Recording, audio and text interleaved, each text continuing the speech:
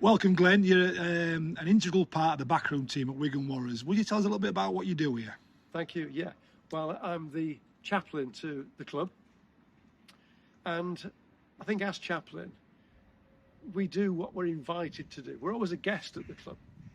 So we must never really overstep our mark. And I take my direction from the welfare manager. Always have done, really. So typically here I come to captain's run and I just get involved with whatever really I'm asked to do. Get involved with the players, get involved with staff, families, events that the club put on. I just do what I am asked to do and I really enjoy my role. The term chaplain might not be familiar to some people. Could you describe a chaplain? Of course, yeah, of course. A chaplain is a person of faith, but we're here for people of faith, people of no faith, or people of any faith. And we carry quite a lot of experience, a big toolkit really. So we're used to dealing with people at all levels. As I think back over sort of my career, all situations. We should have good interpersonal skills.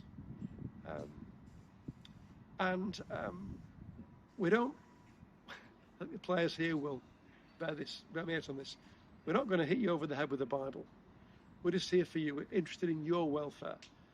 We're not interested in performance, although it's great when the club play well, but we're interested in you as a player or as a staff member and how you're doing and how we can help you. That's what really the chaplain's role is. It's a welfare role primarily. And if you want to talk about faith, then we will. But we'll not push that. It sounds like a really good, positive, complementary role that supports the wellbeing programme at clubs. How long have you been at Wigan, Glenn? I came in March 2017, so is that I think I'm my 7th season now. I bet you've seen some things in that time? I've seen a lot of changes in that time, yeah. That was quite a surprise to me. There are a lot of changes at a sports club. And could you give an example anonymously of a situation where you might have helped a player? Yeah, I think so. Particularly that revolves around injury and also non-selection. And typically, my role will be just being a listening ear, really.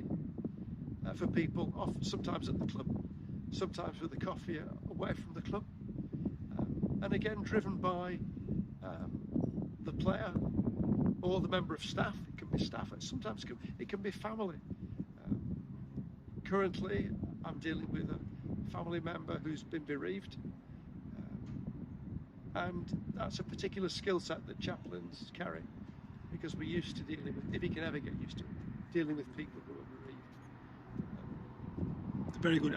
And I think you're involved quite heavily with an organisation called Sports Chaplaincy UK, and they provide chaplains to other Super League clubs. We do. Not only other Super League clubs, we provide chaplains across, I think, all professional sport and some amateur sport. So we do Sports Chaplaincy UK. This is chaplains in Premier League football, through the divisions, and of course Rugby League as well.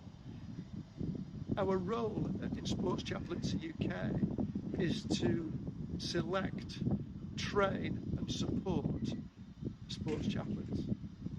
That's really important because we've got, I think, a pretty well organised and well defined selection process, training process and support process. And it's our pleasure really to support hopefully the correct individuals into sport teams. A final question, have you got a message to any players who might be thinking about wanting to talk to somebody and they're not quite sure who to talk to? How should they approach the chaplain? Well, you should have the chaplain's details, contact details, phone number, WhatsApp. Drop a WhatsApp. I know that players don't like to approach you during a training session or whatever.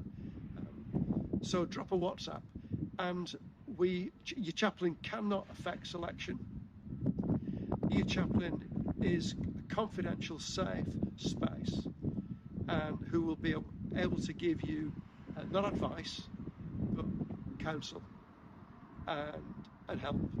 So contact your chaplain.